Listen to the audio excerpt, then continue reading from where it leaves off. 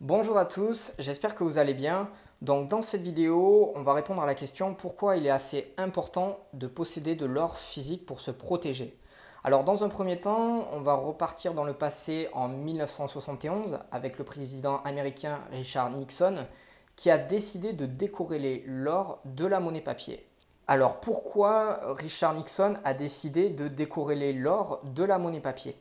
Alors d'une part parce que les Américains, ils achetaient beaucoup de produits venant de l'étranger, c'est-à-dire au Japon, ils achetaient des Toyota, en Allemagne, ils achetaient des Volkswagen, et en fait, ils transféraient directement leur or dans ces pays-là. Du coup, Richard Nixon a décidé de décorréler l'or de la monnaie papier pour conserver leur or sur le territoire américain.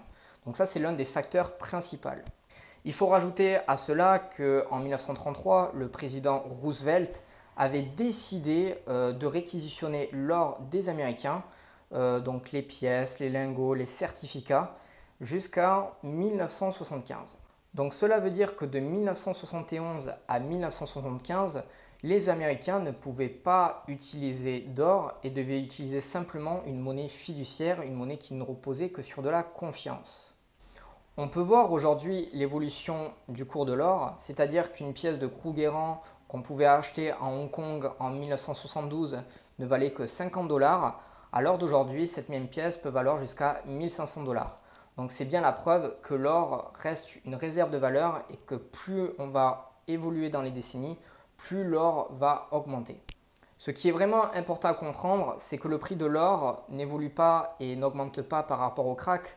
C'est la réaction des banques par rapport au crack qui fait que l'or augmente. C'est-à-dire que plus les banques centrales vont imprimer et injecter de l'argent, plus il va y avoir une dévaluation de la monnaie fiduciaire et donc une montée et une augmentation du prix de l'or. Aujourd'hui, il existe trois sortes de monnaies sur le marché.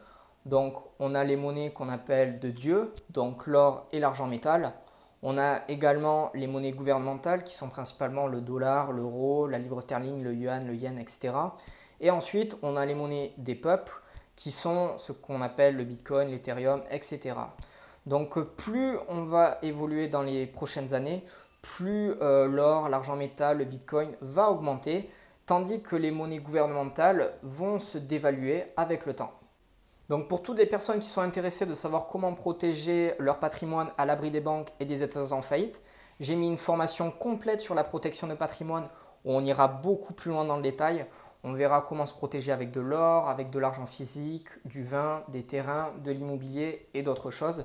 Donc si vous êtes intéressé, il suffit simplement de cliquer sur le lien qui est juste en dessous de la vidéo. Moi je vous retrouve tout de suite de l'autre côté. Prenez soin de vous.